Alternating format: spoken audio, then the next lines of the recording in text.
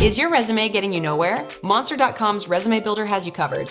In this video, I'll cover everything you need to know to get your resume noticed when applying for your next job. We'll cover tips on creating a clear resume layout and then go through each section of a standard resume, starting with resume summaries for highlighting your strengths immediately, then writing an experience section that proves your value with results, and finally, rounding out your profile with the education and additional skills sections. Let's get into it.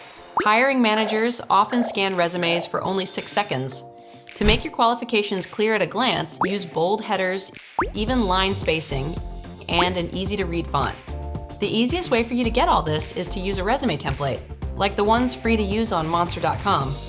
To start your resume off, first fill out the header with your name, job title, phone number, professional email, and city. Including your LinkedIn URL is optional. Consider adding a GitHub link for tech roles or a portfolio link for creative roles.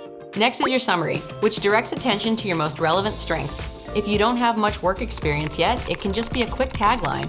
Focus on your fit for the specific role rather than general achievements. It's a "this is what qualifies me," not "this is who I am." Here's a simple 3-part structure in writing your summary.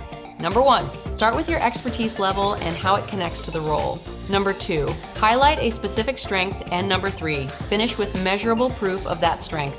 Use this section to prove your qualifications. Save your reasons for applying in the cover letter.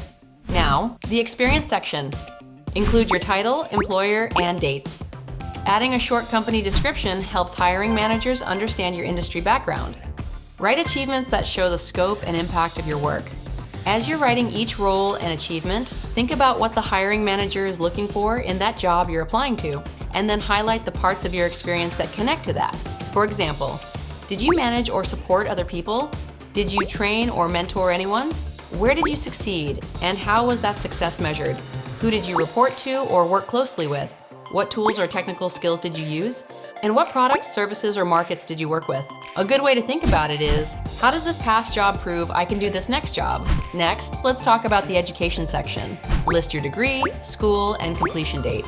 Only include GPA or coursework if you are struggling to fill the page or if a specific project demonstrates relevant experience. After that is the additional skills section.